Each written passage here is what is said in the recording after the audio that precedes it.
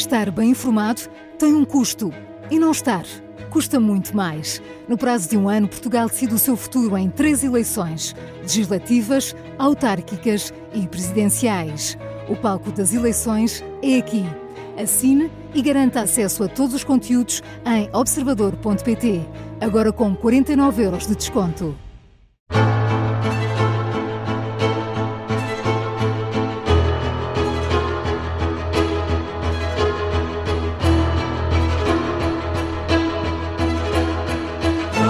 Preparado para uma nova viagem? Esperamos que sim, porque vai andar pelos 5 continentes, agora na Rádio Observador. Eu sou o João Costa e Silva e comigo está o José Rafael Lopes.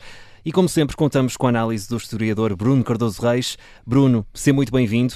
Antes de mais, e temos de falar disto, como é que foi recebida aí em Washington a notícia de que o novo Papa é americano e que autoavaliação fazes da tua previsão do conclave no final do programa da semana passada? Temos de falar sobre isso. Exato. Toda a gente ficou bastante surpreendida aqui em Washington, em Chicago também, que é a cidade natal do novo Papa. Ontem ouvi uma entrevista com o irmão do Papa, que dizia exatamente isso, que inclusive tinha falado com ele umas horas antes de ele entrar no conclave, claro, e que tinha dito, mas tu apareces nas listas. Exato. E tal, e ele disse, estava na lista dos papáveis, vamos dizer assim. Exatamente. Na lista mais longa, não era dos nomes que aparecia mais, precisamente por ser norte-americano, mas realmente, portanto, aparentemente o próprio novo Papa terá ficado surpreendido. Falámos aqui na semana passada do Cardeal Dolan, de Nova Iorque, que tinha sido apoiado publicamente pelo Presidente Trump a dizer que havia essa tradição de não eleger papas norte-americanos. Já temos também declarações de vários cardeais norte-americanos depois do conclave a dizer que eles próprios ficaram um pouco surpreendidos por essa questão não ser vista como uma objeção mais forte, digamos assim. Agora, eu penso que apesar de tudo não me saí inteiramente mal, porque, enfim, os ouvintes podem ouvir a parte final da...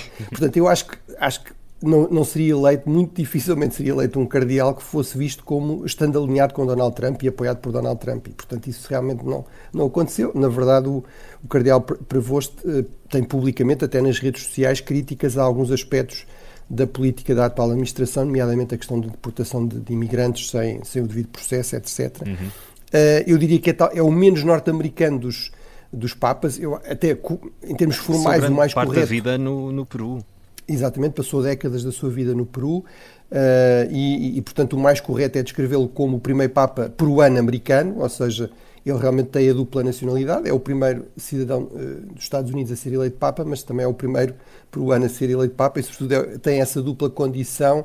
Eu diria, se os ouvintes ouvirem, no fundo, as referências no final da semana passada, por um lado isto valida um aspecto que eu sublinhei, que é, nós não sabemos. O conclave é suposto ser secreto, é um eleitorado muito especial, não há campanhas, obviamente não há sondagens, portanto é normal que não se saiba muito bem o que é que os cardeais estão exatamente a pensar e que eles saibam melhor. E o que é que se fala naquelas horas, não é? Também. Exatamente. Temos as declarações também do Dom Manuel Clemente a dizer que, no fundo, todas aquelas congregações preparatórias tinham ajudado as reuniões preparatórias antes do conclave tinham ajudado a definir já um perfil e, portanto, isso também ajuda a explicar que foi não só surpreendente ser um americano, mas foi muito rápido, apesar de termos 72 países representados neste conclave. No anterior eram um pouco mais de 40, portanto, apesar dessa diversidade, continua claramente a haver aqui bastante unidade e também uma vontade de mostrar essa unidade no seio da Igreja Católica.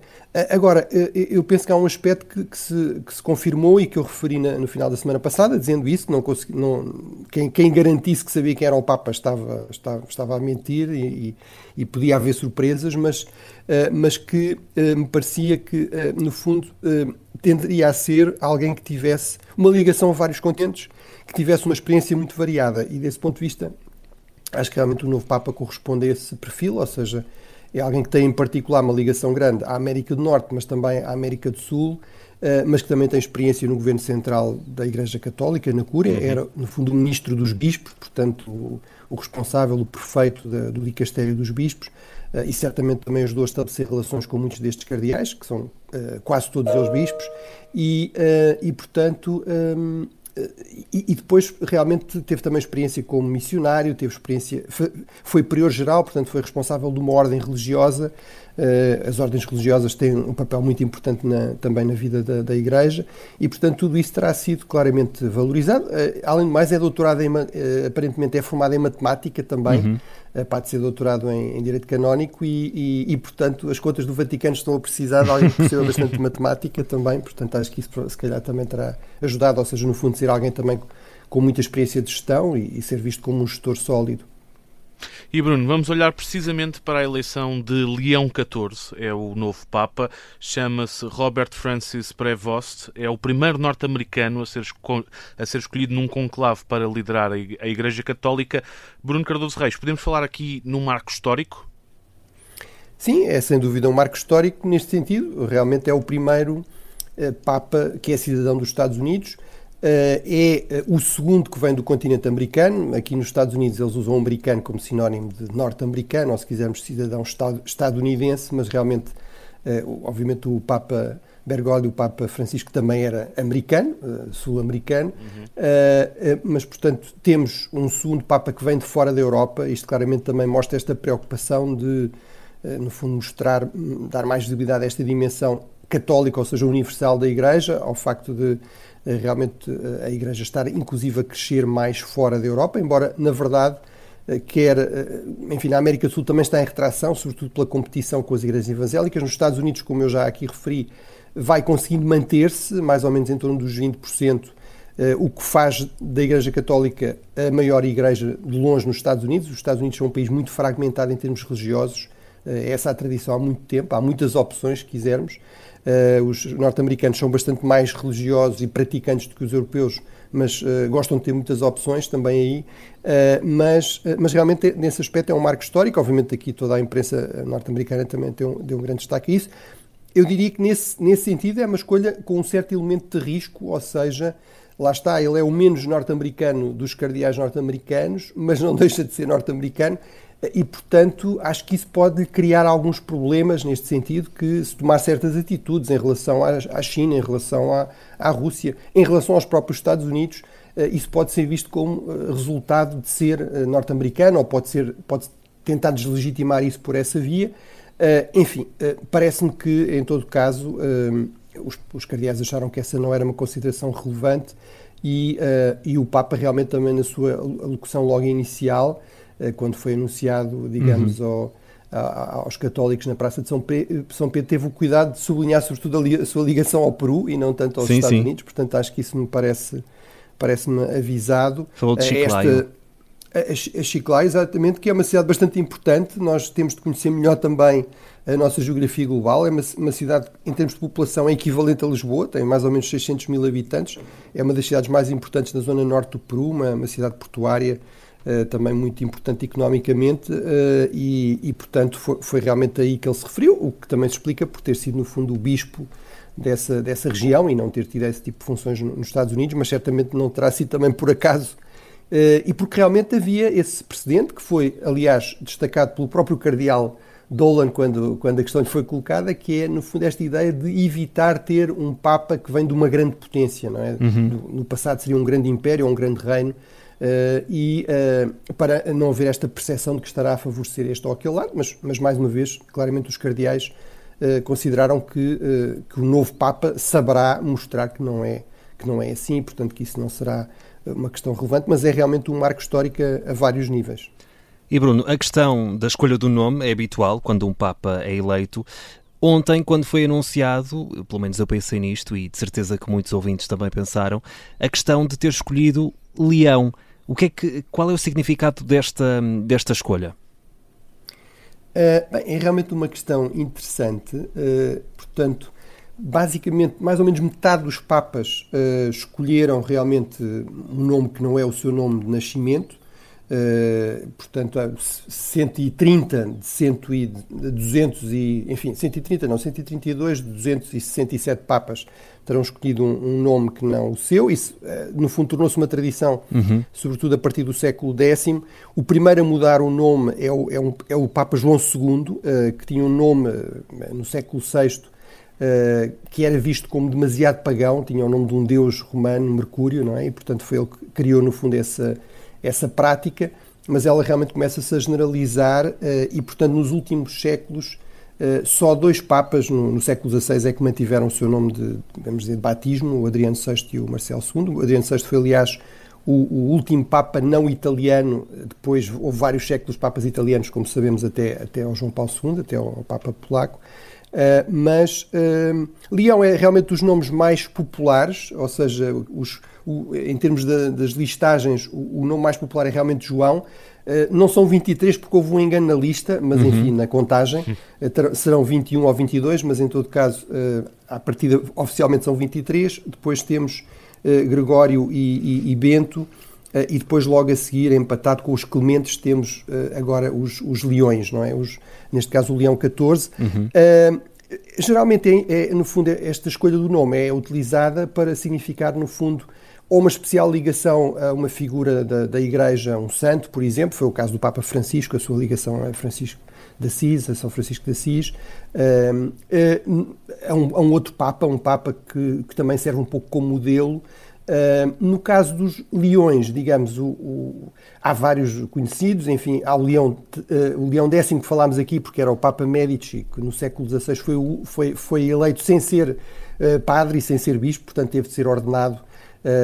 Portanto, é a prova de que realmente se pode ser católico batizado e ser eleito Papa, desde que depois tenha condições para aceitar a nomeação e poder ser ordenado padre e bispo, ou seja, obviamente não se pode estar casado, mas não será certamente por isso, não será a referência. A mais referida e parece-me a mais pertinente é de Leão XIII, ou seja, o seu antecessor imediato, que é o grande Papa da transição entre o século XIX e o século XX, entre 1878 e 1903, é conhecido sobretudo pela questão de ser o grande promotor da doutrina social da Igreja, da prioridade aos pobres, da ligação com o mundo sindical, etc., a famosa encíclica Rerum Novarum, que é depois muito importante, inclusive no desenvolvimento da chamada democracia cristã, mas também na dimensão diplomática, que é aquela que nos interessa mais, é o grande Papa do chamado Ralliman, ou seja, é um Papa que vai apostar numa grande abertura diplomática, vai querer ter relações diplomáticas com todo o tipo de Estados, mesmo Estados não católicos, mesmo Estados que eram historicamente católicos, mas que tinham entrado em ruptura, digamos, litigiosa com a Igreja Católica, como a França republicana, e, portanto, desse ponto de vista, parece-me que é esses 2 níveis, certamente ao nível da doutrina social, mas também dessa dimensão diplomática, será uma das razões, talvez a principal razão pela escolha do nome. E Bruno, vamos avançar, deixar para trás o Vaticano e o líder da Igreja Católica. Temos apenas 6 minutos antes do intervalo. Vamos olhar para o Dia da Vitória, 80 anos após o fim da Segunda Guerra Mundial, data muito importante na Rússia, mas não só. Que relevância têm os líderes que estão de visita a Moscovo? De acordo com os números dados pela Rússia, são à volta de 29 líderes. O Moscow Times, que é um jornal, enfim, não é da oposição, mas é dos jornalistas independentes russos que tiveram de fugir da Rússia para continuar a fazer o seu trabalho, sem serem mortos ou censurados. Tem como título a Parada dos Párias. Eu acho que em grande parte é assim, ou seja, temos Estados como, enfim, as piores ditaduras do mundo, a Coreia do Norte, temos líderes, enfim, de regimes militares, vários regimes militares africanos. Temos, no entanto, alguns líderes importantes. Temos 2 líderes de países lusófonos, a Guiné-Bissau, que infelizmente é cada vez mais um Estado menos democrático e mais narco-Estado. Temos também o líder do Brasil, o Presidente Lula, é bastante relevante, ou seja, não se pode pôr em questão que o Brasil é uma grande democracia. Lula da Silva é um grande defensor do multilateralismo, da lei internacional. Infelizmente aqui parece que essa não é a prioridade, são realmente os negócios e as boas relações com a Rússia, o protagonismo, ter palco também no palco mundial, mas temos o Presidente da China, claramente o líder mais importante aqui presente, e esta ideia de que isto será utilizado para reforçar essa parceria. Portanto, a China não arrisca fornecer abertamente armas à Rússia, mas claramente dá grande apoio diplomático, político a Putin, e temos a presença de 2 líderes europeus, um menos surpreendente, o Presidente da Sérvia, que também aposta cada vez mais nesta linha de uma certa deriva autoritária no modelo de Putin, apesar de querer continuar a aderir à União Europeia, mas sobretudo o Primeiro-Ministro da Eslováquia, Robert Fico, que enfim, é um líder de populistas de esquerda, mas muito favorável à Rússia, e que realmente quebrou completamente aqui a solidariedade com a maioria dos Estados-membros da União Europeia e desprezou completamente as enormes preocupações, inclusive de segurança, que têm muitos Estados da União Europeia, sobretudo no Norte e no Leste, que têm fronteira com a Rússia e com a Ucrânia. E, portanto, parece-me que isso provavelmente terá consequências na forma como no futuro a Eslováquia será tratada. Enfim, quando se quer fundos de coesão, tem de se mostrar que se preza alguma coisa à coesão, a solidariedade noutras áreas e não apenas na área de receber dinheiro no seio da União Europeia. E Bruno, foi realmente graças à Rússia, como diz a propaganda russa, que se venceu a Segunda Guerra Mundial? Bem, isso é realmente propaganda russa e é uma Exato. grande confusão. Ou seja, o que aqui é importante sublinhar? O número que é geralmente utilizado há dois números. Um que é um completo disparate, que é a ideia de que morreu mais população na Rússia no contexto da Segunda Guerra Mundial, portanto, isso quer dizer que a Rússia foi quem mais contribuiu para a vitória. Ora, morrer muita gente não é uma forma de ganhar guerras, geralmente é uma forma de perder guerras. Não é, na verdade, também exatamente assim. Em termos de proporção da população, não foi a Rússia que teve mais baixas. Foi certamente a Bielorrússia, a Ucrânia, a Polónia, provavelmente, porque a Rússia não é a única herdeira da União Soviética e os territórios, as populações que mais sofreram foram exatamente as da Bielorrússia e da Ucrânia, que são as zonas mais ocidentais daquilo que era a União Soviética, portanto, onde houve mais combates nessa invasão e depois, digamos, nos contra-ataques russos. Em termos do conjunto da população, provavelmente quem teve mais mortes foi realmente a China, certamente mais de 20 milhões. Há um outro número que esse é mais pertinente, que é 4 dos 5 milhões de soldados alemães mortos na Segunda Guerra morreram na frente leste, ou seja, basicamente na zona da Rússia. Mas, em todo caso, o problema com isso é, por um lado, muitos desses soldados morreram não por causa das ações militares russas, mas por falta de alimento, fome, frio, enfim, pelo facto de a Alemanha nazi ter desprezado a logística, no fundo, usar muitos destes soldados também como carne para canhão, como aliás fez Stalin com os seus soldados. Mas, sobretudo, o grande problema com esse argumento é que a Segunda Guerra Mundial, como o nome indica, é mundial. Ora, a União Soviética foi completamente irrelevante no segundo grande teatro, que é o da Ásia-Pacífico, a combater o Japão. Entrou nesse conflito um mês antes do fim da guerra, basicamente para ocupar território, para conquistar despojos de guerra, nomeadamente na Manchúria. Depois, a União Soviética é praticamente irrelevante na guerra naval. Essa guerra foi absolutamente crucial, a famosa Batalha do Atlântico, nomeadamente para permitir a ajuda massiva que permitiu à União Soviética resistir à invasão nazi in extremis. O próprio Stalin, eu gosto sempre de citar isso, diz, na Cimeira de Teherão, esta é uma guerra de máquinas e sem as máquinas que nos foram fornecidas pelos Estados Unidos não teríamos conseguido vencer este conflito. Estamos a falar de centenas de milhares de jipes e caminhões, estamos a falar de 12 mil blindados, à volta de 7 mil tanques, de milhares de aviões também fornecidos pelos Estados Unidos à União Soviética e, portanto, essa parte que esta guerra só teria sido possível, só poderia ter sido ganha por uma grande aliança, que no final tem 50 países, em que os Estados Unidos têm o papel central nos dois teatros, isso é completamente ignorado pela propaganda soviética e russa. Isso não quer dizer, obviamente, que eu desvalorizo o heroísmo e o contributo dos soldados russos, bielorrussos, ucranianos, de outras repúblicas soviéticas para a derrota do nazismo. Isso é realmente um contributo muito importante. Agora, está longe de ser o contributo decisivo e é completamente falso que a União Soviética por si só pudesse ter derrotado a Alemanha nazi. E, sobretudo, é inaceitável que a União Soviética oculte o papel crucial dos países ocidentais, em particular dos Estados Unidos e da Grã-Bretanha, no combate ao nazismo. Bruno Cardoso Reis, nós vamos fazer aqui uma curta pausa para as notícias, mas voltamos já a seguir para a segunda parte do 5 Continentes. Até já.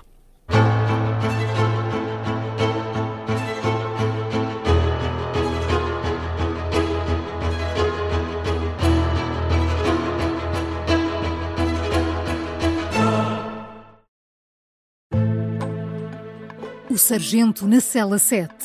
O homem na cela 7 escapou à morte por pouco. Piratinha do ar. Eu já disse que ele só tem 16 anos. Um espião no Kremlin. Esta é a história escondida de como Putin montou uma teia de poder e guerra. O encantador de ricos.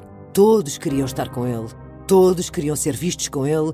E todos queriam fazer negócios com ele. Operação Papagaio. Dão-lhe a entender que o melhor é que também fique calado. Matar o Papa.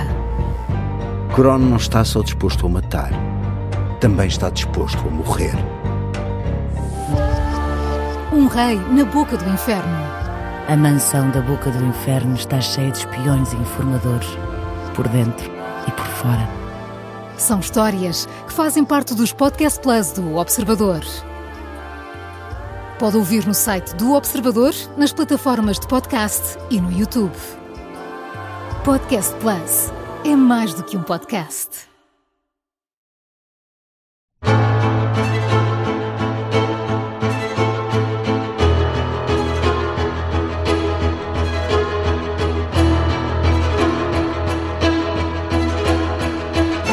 Estamos de regresso ao 5 Continentes, o programa da Rádio Observador em que damos destaque especial à geopolítica internacional. E Zé, contamos sempre com a análise do historiador Bruno Cardoso Reis. Isso na primeira parte falámos muito sobre a Europa e a escolha do Papa. Vamos começar esta segunda parte a analisar o conflito entre a Índia e o Paquistão. Bruno, em que ponto é que estamos neste momento e continua a existir um risco de escalada de que falámos aqui na semana passada? Sim, exatamente, ou seja, acho que infelizmente o que foi sucedendo no fundo validou a nossa previsão de que havia aqui um risco de uma escalada muito séria. Nós falámos de várias hipóteses de retaliação indiana, porque realmente havia uma enorme pressão na opinião pública, na imprensa, entre os apoiantes muito nacionalistas também do atual governo, depois de um ataque realmente em que foram mortas mais de 20 pessoas na Caxemira indiana, administrada pela Índia, e realmente foi isso que aconteceu. Foi uma combinação de várias das coisas que referimos, nomeadamente ataques com mísseis e com meios aéreos, mas de facto numa escala que não se via já há várias décadas, portanto claramente superior, quer a 2019, quer a 2016. Ainda não estamos em 1999, que foi um dos 3 grandes conflitos armados, se quisermos uma guerra fronteiriça entre a Índia e o Paquistão, 3 desde a independência dos dois países em 1947, e que desde o início logo no início, em 47, leva a uma primeira guerra em torno de Caxemira, precisamente, mas, portanto, realmente há aqui um risco de escalada, neste sentido, que é, temos muita desinformação de um lado e outro, temos uma opinião, uma imprensa muito nacionalista também nos dois lados, temos lideranças, como também já referimos, que têm pouca margem de manobra, pouca margem para compromisso, porque realmente assumem posturas muito populistas, nacionalistas, que partem de uma certa fragilidade também ao nível interno. O Primeiro-Ministro Modi perdeu a maioria absoluta nas eleições anteriores, portanto está no fundo aqui numa posição de maior fragilidade em relação ao passado e portanto tem de mostrar força. No Paquistão, basicamente, temos um governo, uma ampla coligação que foi montada pelos militares para evitar que Imran Khan, um outro líder populista, no fundo, ganhasse as eleições.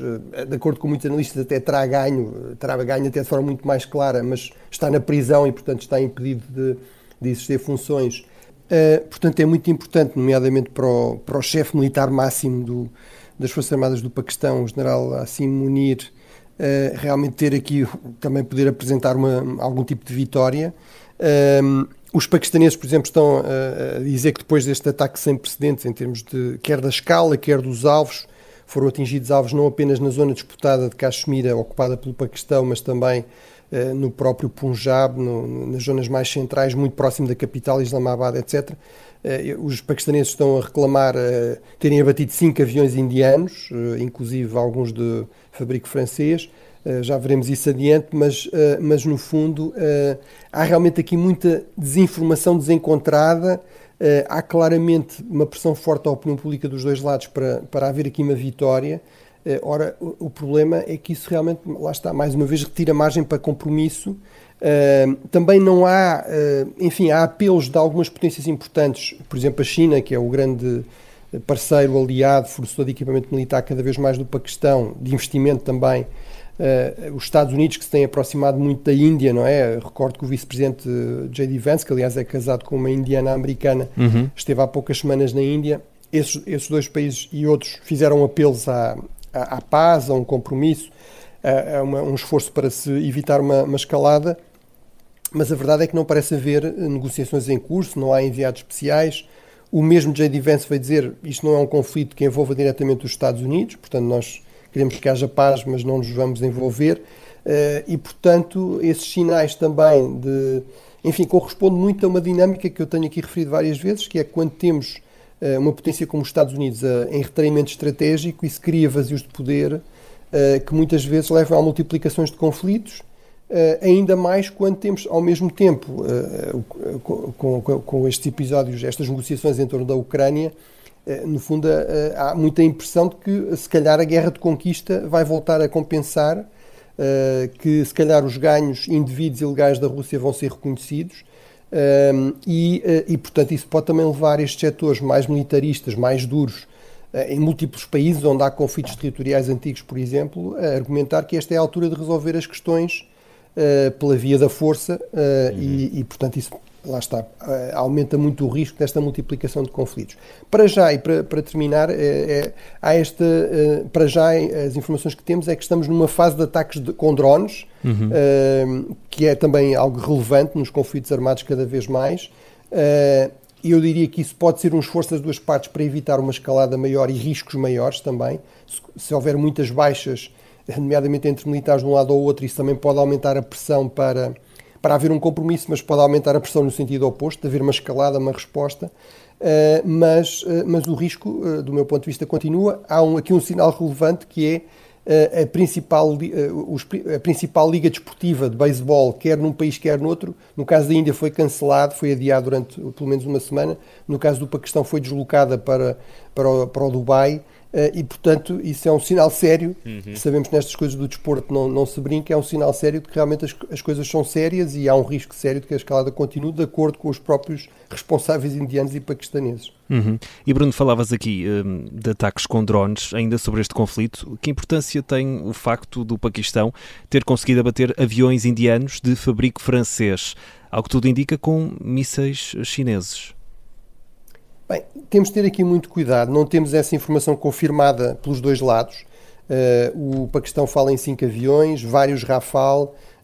Os Estados Unidos terão, um responsável americano terá confirmado que teriam sido abatidos 2 aviões, não 5, mas 2, e que possivelmente um deles seria realmente um avião Rafale, um destes jatos de quarta geração e meia francês, e realmente a ser assim terá sido com um míssil de longo alcance de fabrico chinês, também com um jato de fabrico chinês fornecido ao Paquistão, e portanto isso levou desde logo à subida das ações dessa empresa chinesa de produção de armamento. Eu diria, há que não exagerar e tendo alguma importância, ou seja, a confirmar-se, lá está, isto será visto como um sinal de que realmente a China, e não apenas a Rússia, é uma boa alternativa em termos de tecnologia militar avançada à outra alternativa que existia até aqui, que era basicamente o armamento ocidental, seja europeu, seja norte-americano, e portanto, desse ponto de vista, é relevante desta mudança no equilíbrio global em que potências não ocidentais têm mais peso, têm mais prestígio, têm mais capacidade de influência e têm também mais eficácia militar.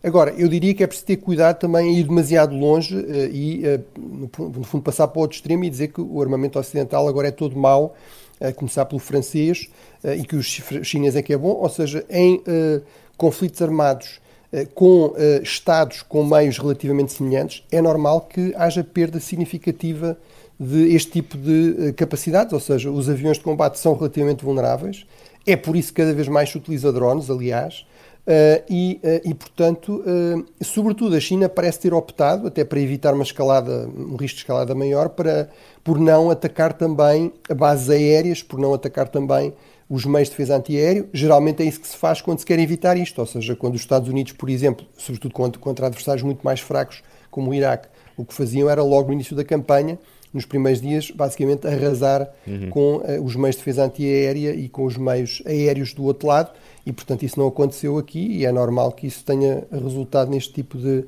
perda. Já agora também vale a pena destacar que o Paquistão está a utilizar em grande quantidade de drones turcos e portanto isso também é mais um sinal de que há aqui outros países a ter um protagonismo crescente também nestas tecnologias militares. Ora bem, Bruno, vamos até à América do Norte. Donald Trump esteve reunido com o primeiro-ministro do Canadá e falou também com o primeiro-ministro do Reino Unido. O que é que, no teu entender, podemos tirar destes encontros? E a segunda questão é, está Donald Trump a moderar-se? Bem, os encontros portanto, o encontro em pessoa com o primeiro-ministro do Canadá, com o novo primeiro-ministro Carney, e a chamada telefónica e uma espécie de assinatura de um acordo, um pré-acordo comercial com a Grã-Bretanha, no fundo, os dois centraram-se nesta questão das guerras comerciais abertas por Donald Trump, a questão das tarifas, mesmo contra países aliados. É verdade que Donald Trump parece estar a fazer um esforço para se moderar um pouco. Como nós temos aqui falado, entre a opinião pública americana, há grandes dúvidas que esta guerra comercial seja uma boa ideia e que não tenha custos excessivos. Há grandes dúvidas que esta guerra aberta com aliados tradicionais seja uma boa ideia, em particular em relação ao Canadá, que tem uma relação muito próxima, até em termos pessoais, humanos, etc., com os Estados Unidos. É o grande vizinho a norte e historicamente é realmente uma relação muito intensa entre os dois países. E, portanto, Donald Trump, aliás, na própria conferência de imprensa com o primeiro-ministro canadiano, Carney, fez referência a isso.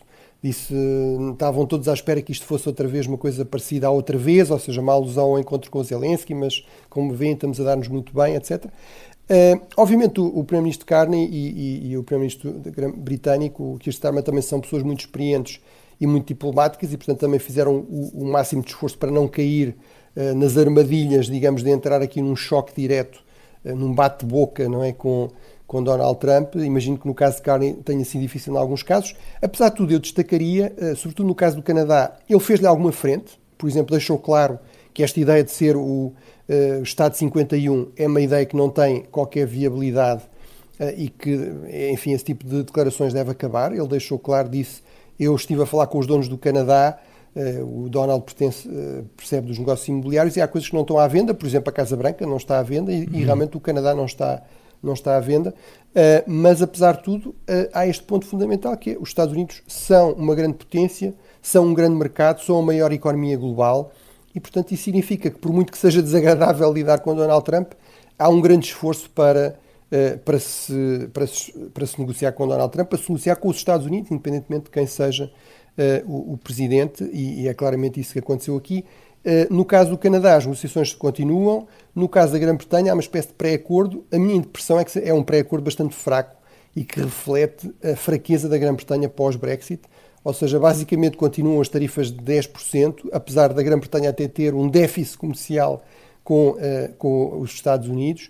Houve algum alívio das tarifas sobre os automóveis e sobre o aço, em troca de uma série de cedências da abertura do mercado britânico a produtos agrícolas americanos. Não me parece que seja um negócio brilhante, mas claramente a Grã-Bretanha acha que é melhor algum tipo de acordo do que não haver acordo nenhum. E Bruno, a pairar no meio disto tudo, a Europa, como é que fica, aliás, no meio disto tudo? Bem, eu penso que não foi por acaso que logo a seguir, horas depois, a Presidente da Comissão Europeia, Ursula von der Leyen, veio no fundo fazer declarações a respeito desta guerra comercial com os Estados Unidos, dizendo que não vai haver um encontro, não vai haver uma oportunidade para tirar uma foto e para Donald Trump declarar uma vitória mediática se não houver negociações substantivas, se não houver condições para se chegar realmente a um acordo, e também veio dizer que se não houver avanços nos próximos tempos, realmente a União Europeia vai avançar com tarifas retaliatórias. Aí, como já discutimos aqui, a grande questão é realmente, do ponto de vista económico, é uma má ideia. Ou seja, se nós achamos que as tarifas são uma má ideia, que vão levar à inflação, à falta de produtos, etc., à falta de escolha, no fundo estarmos nós também a impor, não só a sofrer tarifas da parte americana, que são pagas sobretudo pelos norte-americanos, mas estarmos também a impor tarifas aos produtos norte-americanos, vai significar que vamos importar esses problemas para o nosso mercado. Agora, há realmente um problema de não haver qualquer tipo de retaliação, vai levar a que os atores económicos pensem, bem, se calhar vale mais investir nos Estados Unidos e depois exportar para a Europa do que o contrário, por exemplo, e também em termos até da posição negocial, no fundo, o que é que se vai dar em troca a Donald Trump, que vai certamente querer alguma coisa, se não há nenhum tipo de retaliação em cima da mesa, não é? Portanto, E desse ponto de vista parece-me que a posição europeia é a posição acertada, ter aqui alguma calma nesta reação, mas deixar claro que a Europa está disposta a reagir de forma mais forte, porque realmente parece-me evidente, e eu acho que o caso do Canadá mostra isso, que Donald Trump realmente só respeita basicamente a força e, quando sente alguma força do outro lado, muitas vezes acaba por recuar e acaba por aceitar posições muito mais razoáveis. Bruno, vamos avançar. Temos uma pergunta de um ouvinte. O Rui Melo pergunta se, apesar da importância geopolítica da Turquia, o país estará a enfrentar crescentes divisões internas. O Rui Melo quer ainda saber se isso coloca em questão a relevância e a eficácia da Turquia no contexto global e regional atual. Bem, acho que é uma excelente pergunta que eu agradeço muito ao Rui Melo. Realmente, a Turquia, enfim, é um caso muito interessante. É, no fundo, um exemplo destas potências médias muito bem localizadas, ou seja, que controlam, por exemplo, no caso da Turquia, faz um pouco aqui o controle da passagem entre o Médio Oriente e a Europa. Isso é muito importante, por exemplo, na gestão das migrações, e tem sido algo que a Turquia tem utilizado para extrair recursos, milhares de milhões de euros da União Europeia, no fundo, para servir de barreira a essas vagas migratórias. Controla aqui um choke point, ou seja, um ponto de estrangulamento na geopolítica global, que são os estreitos, ou seja, no fundo, a passagem entre o Mar Negro e o Mediterrâneo, e depois o resto dos mares globais, ou seja, o Mar Negro tem sido um dos palcos deste conflito entre a Rússia e a Ucrânia, convém lembrar sempre isso. Esta guerra também é uma guerra naval, e, portanto, aí a Turquia tem um papel muito importante, é membro da NATO, é membro do G20, portanto, joga aqui em vários palcos e tem procurado, no fundo, tirar vantagem desta dinâmica de um mundo mais multipolar, ou seja, multiplicação de polos de poder, para se afirmar um pouco também como um polo de poder regional e para ter mais opções em termos de relações com grandes potências, não é? Manter não apenas a relação histórica com o Ocidente e com os Estados Unidos, mas reforçar muitas relações com a Rússia, com a China, com outros parceiros. Agora, tem realmente este problema que é, Erdogan está no poder há muitos anos, há quase tantos anos como Putin, desde 2002, a economia que foi durante muito tempo a sua força, tem tido enorme volatilidade, estamos a falar de taxas de juros de 43%, enfim, a inflação caiu bastante no ano passado, mas ainda assim está acima dos 30%, e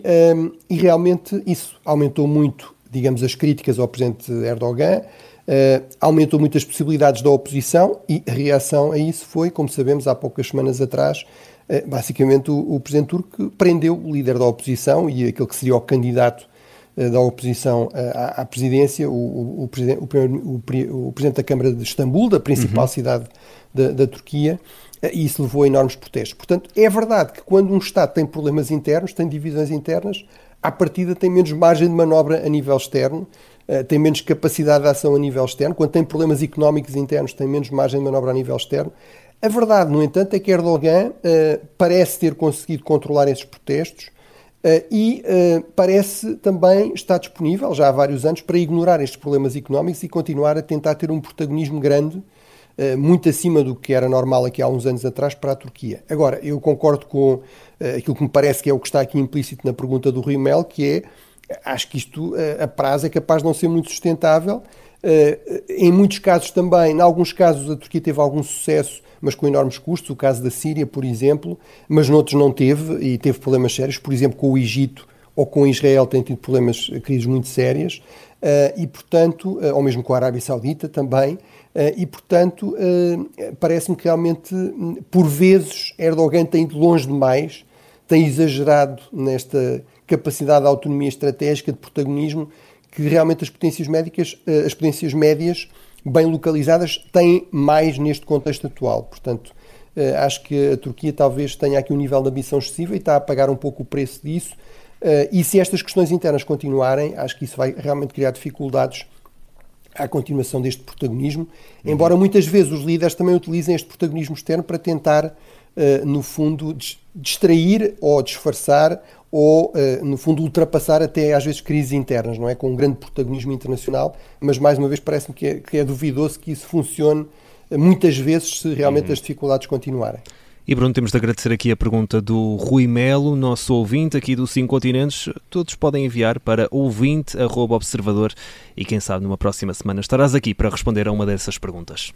Entretanto, Bruno, para fechar temos cerca de 2 minutos e temos uma última questão sobre eleições na Ásia-Pacífico, na Austrália e em Singapura. Em 2 minutos, Bruno, o que é que há de relevante a assinalar? São realmente eleições bastante importantes em 2 países muito importantes na Ásia-Pacífico. A Singapura controla o Estreito de Malaca, é também uma grande base, por exemplo, para a Marinha Americana nesta região. A Austrália é, no fundo, a grande retaguarda também desta aliança com os Estados Unidos, mas o problema é que os Estados Unidos compraram guerras comerciais com toda a gente, inclusive com estes 2 países. Apesar de Singapura, mais uma vez, ter um déficit até nas relações económicas com os Estados Unidos e ser um bom parceiro, e, portanto, o que aconteceu foi, tivemos eleições. À partida, não é uma surpresa em Singapura que o mesmo Primeiro-Ministro, o Primeiro-Ministro Wong, tenha continuado. O mesmo partido, o Partido da Ação Popular, está no poder em Singapura desde a independência, mas tinha estado a perder votos e agora recuperou votos. E o grande argumento utilizado pelo Primeiro-Ministro foi expressamente a questão da guerra comercial com os Estados Unidos, a instabilidade criada pelo Presidente Trump e a necessidade de ter um governo forte para reagir a isso. E o mesmo no caso da Austrália, onde a vitória, a reeleição do Primeiro-Ministro albanese, do centro-esquerda, dos trabalhistas australianos, foi muito mais surpreendente. É a primeira vez em mais de 20 anos que há uma reeleição, portanto, geralmente o Primeiro-Ministro que está não fica na Austrália, desta vez ficou, reforçou a sua maioria e utilizou também expressamente este argumento que é, com Donald Trump é preciso uma voz forte, sólida na Austrália e que claramente não está alinhada com Donald Trump, o seu rival Dutton, o líder dos conservadores australianos, era vista como uma figura um pouco populista, trumpista, e portanto um pouco como aconteceu no Canadá, parece ter havido uma rejeição de Trump e do trumpismo também no caso da Austrália. Bruno, nós ficamos por aqui na edição desta semana. Lembramos mais uma vez o e-mail para onde podem enviar as suas perguntas, ouvinte@observador.pt. Faça como o Rui Melo e quem sabe se em breve num dos próximos episódios o Bruno Cardoso Reis não está por aqui a responder a uma dessas perguntas. Bruno, um grande abraço daqui até Washington e até à próxima semana. Um grande abraço. Bom fim de semana, uma boa semana. Obrigado.